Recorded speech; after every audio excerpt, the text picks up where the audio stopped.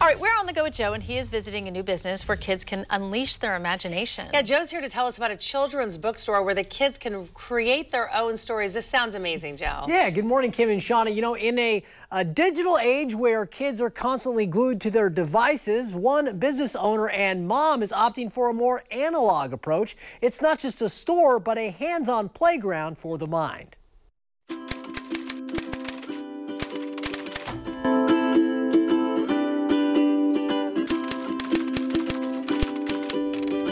I'm with Carrie Ferguson, the owner of Dickens here in Vancouver. So Carrie, what in the Dickens is Dickens? Exactly. Well, Dickens is a children and YA bookstore, and we also have a publishing lab where kids can write and make their own books and zines, which are kind of homemade mini magazines.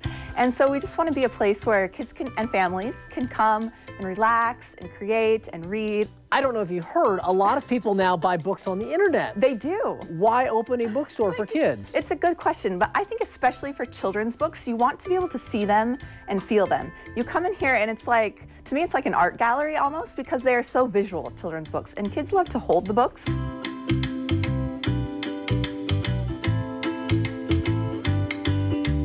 What really jumped out at me was the idea that you have a publishing lab here, meaning kids don't just read, they create. Exactly. You can write your own story. We have typewriters. We'll type it out with them and then illustrate it and bind it. What do you like to write about?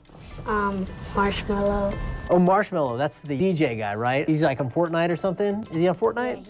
Yeah. When I was a kid, I wrote about G.I. Joe. Do you know who that is? Sure. No, well, he was a real thing. That was, I'm not making that up.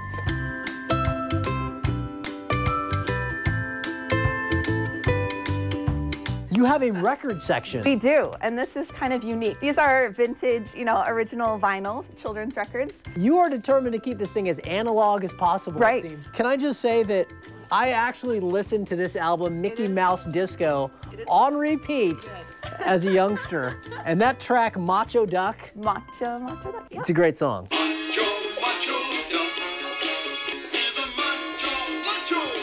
May I? Gucci Gang, oh boy. I am cool, cool, cool. Awesome, awesome, awesome.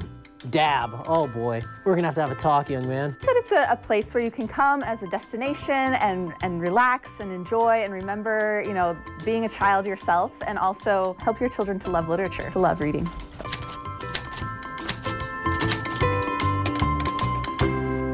This is amazing. Yeah. It's fantastic. It's a great idea. So they just opened off Main Street in Vancouver, just had their grand opening last weekend. And so you can go in, you can shop, and they've got that publishing lab. And then the kids can actually sign up for workshops where they walk them through the process, because most kids and a lot of adults don't know how to use a typewriter. Well, it's all new to them. Bind all this I stuff. would love to see, you see them trying to use the dial rotary phone, Yes. having to, There was a lot of hunting and pecking going on, including from this guy right here. I was like, it took a little while, but it's so fun. And it really kind of took me back to, I remember when I was in elementary school, we made our books, right? And he had like the student publishing thing. Well, it's just like that. And the kids seem to love it. Yeah. Exactly. This is great. You mentioned the typewriter. I just have to share this because I love it so much. And Joe's mother-in-law was my typing teacher in high school. It's another story for another day in California. So that's crazy. But, that's where we all learn to work on our computers today. So there it is. I love and they'd have the big gaps, and your finger would go down in between the gaps. Right. You had to actually put pressure on it. Yeah, instead because of you had to really barely push. touching it. So neat. That's a great story, Joe. It is. Thanks for that.